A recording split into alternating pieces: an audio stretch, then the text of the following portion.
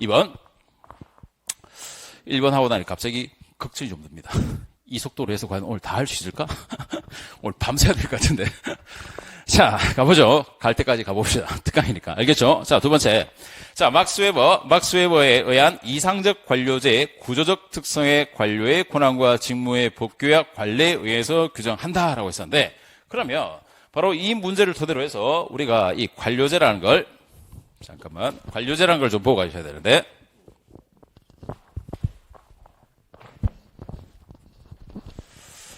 자, 그렇다면,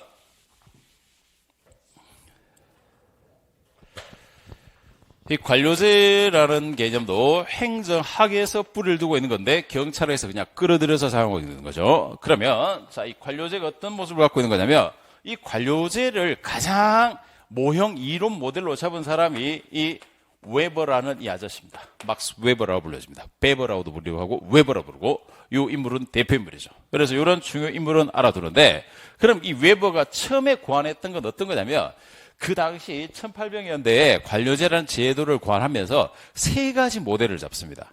첫 번째는 뭐냐면 바로 가신적 혹은 가산적 관료제라고 불려지는 이런 모형을 하나를 잡고 두 번째는 카리스마적 관료제라는 걸 잡아냅니다.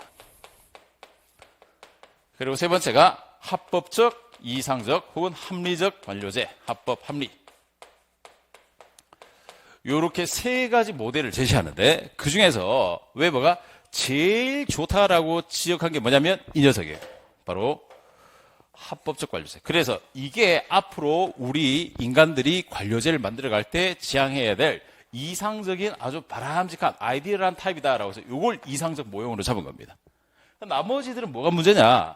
이 가산적 관료제는 뭐냐면은 흔히 신분관계예요. 알겠죠? 주인에게 노비가 복종하는 이유는 뭐다? 신분관계 때문이죠. 알겠죠? 그래서 신분관계에 그나지 않고 카리스마는 개인이 갖고 있는 엄청난 어떤 역량. 알겠죠? 이 강의실의 카리스마는 나죠, 나. 납니다. 알겠죠? 자, 이건 개인이 갖고 있는 능력이야. 알겠죠? 그런데 이런 어떤 개인이 갖고 있는 능력 같은 우월적인 포스, 아우라 이런 것들인데 그 개인이 다이하거나 정신병자 되어버리면 어떡하지? 사라지겠죠. 그럼 조직 망하겠죠. 근데 이 합법적 관료제는 개인이 정신병자가 되든 뭐가 되든 간에 계속 유지해. 왜? 법이 있으니까. 합리적이니까. 그래서 이게 이상적으로 참 좋은 관료제다라고 이야기를 했던 겁니다. 그래서 이런 특징에서 관료제는 앞으로 어떤 특징을 가져가야 되냐면 앞으로 계층이라는 구조를 갖고 있어야 되고 계층. 이건 바로 다른 말로 위계 질서의 모습을 갖고 있어야 된다라는 걸 나타냅니다. 위계질서 알겠죠? 위계질서라는 말은 다른 말로 했을 때 뭐다? 상하 간에 동등해야 돼? 차등해야 돼? 차등이에요. 차등. 함정팔 때 관료제는 평등. 틀렸습니다. 그냥. 기본적 전제가 상하 간에 차등을 전제로 하는데 무슨 평등 이야기가 나와? 평등이 아무데나 좋은 게 아니에요. 차등을 두는 거예요. 차등. 차등을 두고 그리고 일을 할 때 이런 합법적으로 하려면 반드시 뭘로 해야 한다? 페이퍼로 해라. 문서로 해라 이겁니다. 말로 하면 어때? 말은 오늘 다루고 어제 다루죠.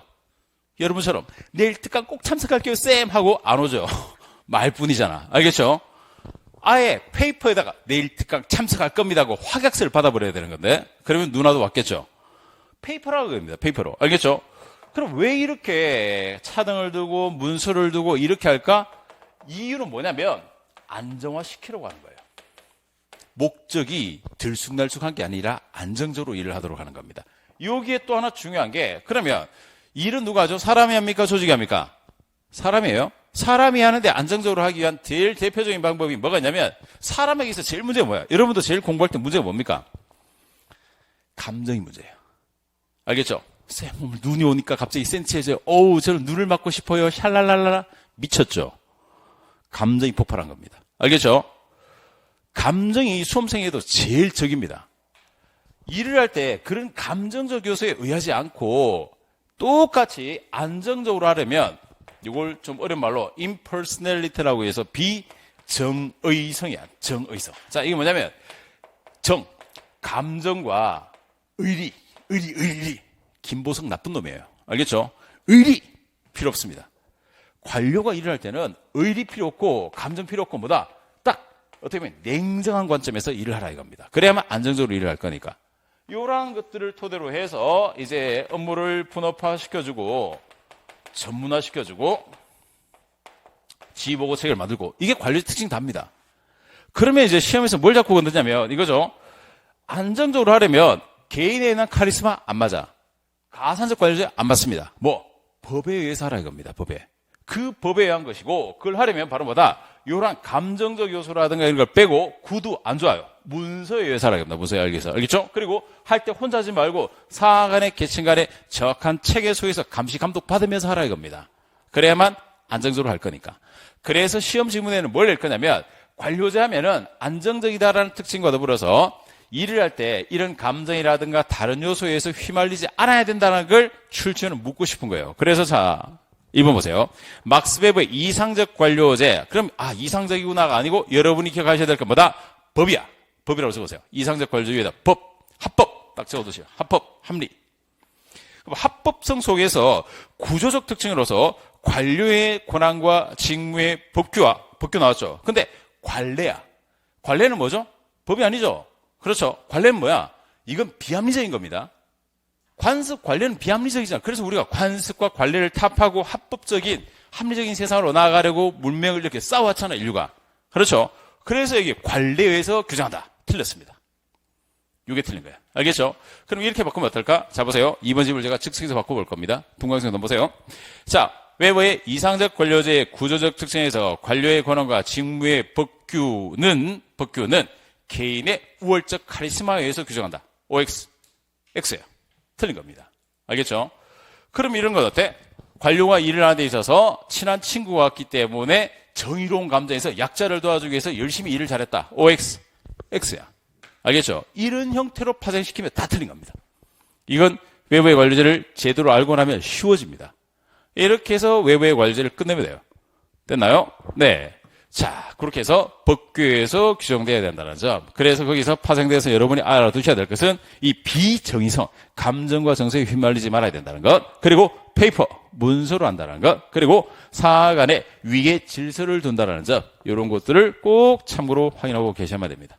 됐죠? 좋습니다. 자, 2번 됐고. 그래서 이런 걸 알고 여러분이 나중에 제가 올려드린 오픈 카카오방에서 OX 지문이라든가 아니면 갖고 계신 OX 지문이라든가 기출 문제 보시면 이제 시선이 달라질 겁니다. 제대로 정리를 하고 가셔야 하는 거죠. 좋습니다. 세 번째. 분업화의 정도가 높아질수록 조정과 통합이 어려워져 할거주의가 초래될 수 있다라고 했죠. 자, 이것도 사실은 관료제적 요소에서 나오는 건데 분업의 정도가 높아지면 할거주의가 초래된다. 자, 여기서 우리가 봐야 될 건 요 분업, 다른 말로 전문한데 요걸 좀 더 보면 분업을 하는 목적은 일을 잘하기 위해서입니다. 알겠죠? 괜히 쪼개는 게 아닙니다. 일을 쪼개는 것은 바로 뭐다? 조직에서의 능률 혹은 효율을 높이기 위해서 업무를 쪼개는 건데 이 쪼개는 방식이 혼자서 다 하는 것이 아니라 이렇게 가로로 세로로 쫙 쪼개버립니다.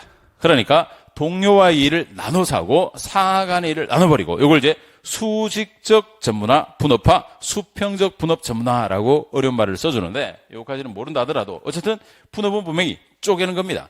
쪼개다 보니까 무슨 문제가 생기냐면 그럼 이것만이 나의 일이다.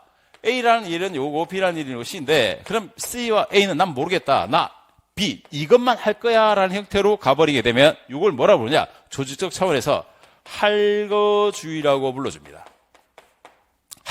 분할, 쪼갠다고. 알겠죠? 쪼개가지고 여기에만 딱 웅크리고 앉아가지고 내일만 할 거야 라고 하는 것. 이게 할거주의입니다. 알겠죠? 할거주의. 여러분이 앉은 독서실 구조가 전부 다 할거주의입니다. 옆에 책상 신경 안 쓰죠? 사실은 옆에 불나도 신경 안 쓸 거 아니야. 그렇죠? 옆에서 쓰러져도 신경 안 쓰죠? 그냥 내 것만 공부할 거야. 전형적 할거주의 구조가 독서실입니다. 그러면 이런 식으로 해버리면 조직의 능률이 올라갈까? 안 올라가겠죠? 일이 안 되는 거야. 그래서 이 할거주의는 너무 쪼개기 때문에 나타나는 대표적인 단점이 됩니다. 그럼 이걸 해결은 어떻게 해야 될까? 이 할거주의를 해결하고 조직의 능률을 높이려면 너무 쪼갠 걸 이제 퉁퉁 쳐가지고 통합해 주는 겁니다. 조직을 통합하고 묶어주고 크게 불려버리면 할거주의를 해결할 수 있게 됩니다. 여기 바로 할거주의의 문제점의 원인과 해결책이죠. 자, 그러면 할거주의를 잘 봐. 이유가 있는데 할거주의는 문서주의 때문에 발생했다? 틀렸습니다. 할거주의는 비정의성 때문에 생겼다? 틀렸습니다. 알겠죠? 이렇게 얼마든지 지문을 확장시켜서 갈 수 있다고. 그래서 할거주의의 요소. 그래서 3번 보시면 분호파의 정도가 높아질수록 그래서 조정과 통합이 어려워져서 할거주의가 초래되겠죠. 그럼 반대로 이 문장, 이 지문 속에서 할거주의 해결책이 나옵니다. 그럼 할거주의를 해결하면 뭘로 해야 된다? 그렇죠. 조정과 통합하면 되는 거예요. 알겠죠? 그럼 문제. 다음 중 할거주의 해결책으로 가장 적절한 것은 1번. 조직을 조정과 통합한다. 2번. 능률을 올린다. 3번. 조직을 아름답게 꾸며준다. 정답? 네.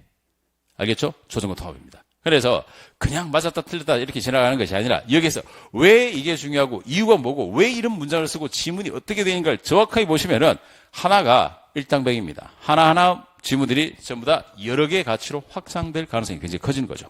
됐죠? 자, 세 번째 됐고.